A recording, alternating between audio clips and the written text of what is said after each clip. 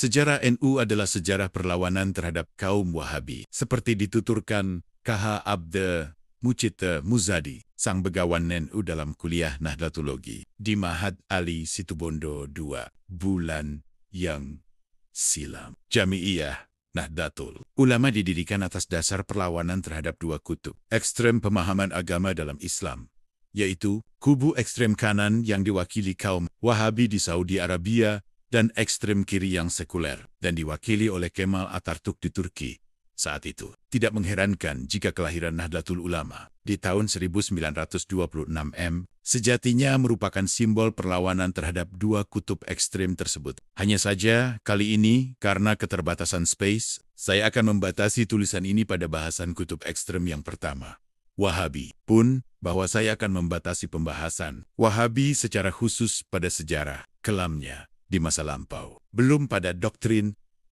tokoh-tokohnya, atau juga yang lainnya. Saya berharap bahwa fakta sejarah ini akan dapat kita gunakan untuk memprediksi kehidupan sosial keagamaan kita di masa-masa yang akan datang. Karena bagaimanapun juga, apa yang dilakukan oleh kaum Wahabi saat itu merupakan goresan noda hitam. Goresan noda hitam inilah yang kini mengubah wajah Islam yang sejatinya pro-damai menjadi sangat keras, dan mengubah Islam yang semula ramah menjadi penuh amarah. Sebagaimana dimaklumi, kaum Wahabi adalah sebuah sekte Islam yang kaku dan keras, serta menjadi pengikut Muhammad ibnu Abdul Wahab.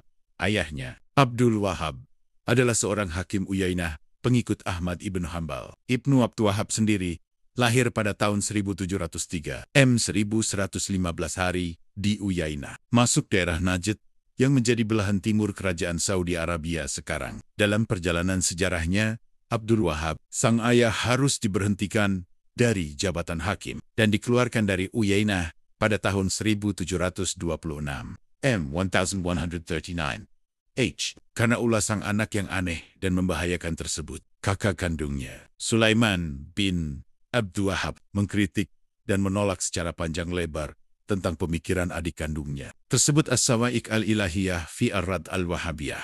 Abdurrahman Wahid, Ilusi Negara Islam, 2009, Helkem, 62. Pemikiran Wahabi yang keras dan kaku ini dipicu oleh pemahaman keagamaan yang mengacu bunyi harfiah, teks Al-Quran maupun Al-Hadis. Ini yang menjadikan Wahabi menjadi sangat anti-tradisi, menolak tahlil, maulid Nabi SAW, Barzanji, manakib, dan sebagainya. Pemahaman yang literer ala Wahabi pada akhirnya mengeklusi dan memandang orang di luar Wahabi sebagai orang kafir dan keluar dari Islam.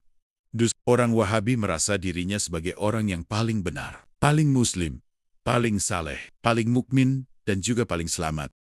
Mereka lupa bahwa keselamatan yang sejati tidak ditunjukkan dengan klaim-klaim Wahabi tersebut, melainkan dengan cara beragama yang ikhlas, tulus dan tunduk sepenuhnya pada Allah Subhanahu wa Ta'ala. Namun, ironisnya pemahaman keagamaan Wahabi ini ditopang oleh kekuasaan Ibnu Saud yang saat itu menjadi penguasa Najd.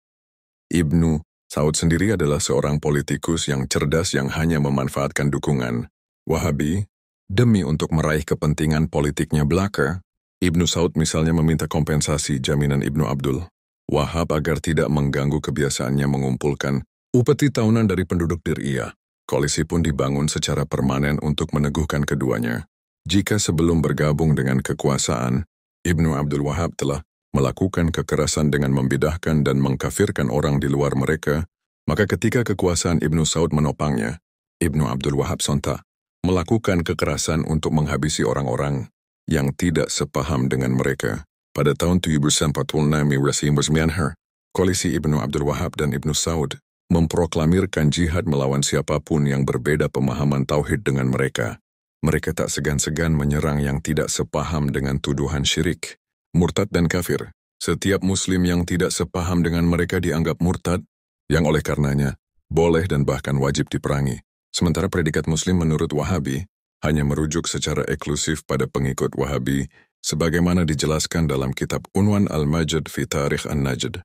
Tahun 1802 217 Wahabi menyerang Karbala dan membunuh mayoritas penduduknya yang mereka temui baik di pasar maupun di rumah, termasuk anak-anak dan wanita. Tak lama kemudian, yaitu tahun 1805 12 Wahabi merebut kota Madinah. 1 tahun berikutnya, Wahabi pun menguasai kota Mekah. Di 2 kota ini, Wahabi mendudukinya selama 6 tahun setengah. Para ulama dipaksa sumpah setia dalam todongan senjata. Pembantaian demi pembantaian pun dimulai. Wahabi pun melakukan penghancuran besar-besaran terhadap bangunan bersejarah dan pekuburan, pembakaran buku-buku selain Al-Quran dan Al-Hadits, pembacaan puisi Barzanji, pembacaan beberapa mau'izah hasanah sebelum khutbah Jumat, larangan memiliki rokok dan menghisapnya, bahkan sempat mengharamkan kopi. Tercatat dalam sejarah, Wahabi selalu menggunakan jalan kekerasan baik secara doktrinal, kultural maupun sosial. Misalnya dalam penaklukan Jazirah Arab hingga tahun 1920-an, lebih dari 400.000 umat Islam telah dibunuh dan dieksekusi secara publik, termasuk anak-anak dan wanita. Hamid Algar, Wahhabism, A Critical Essay, Ham 42.